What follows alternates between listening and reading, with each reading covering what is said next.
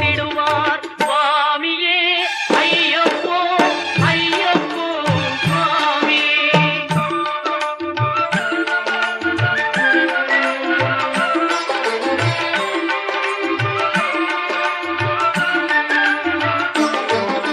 கார்த்திகை மாதம் மாலை அணிந்து நேர்த்தியாகவே விரதம் இருந்து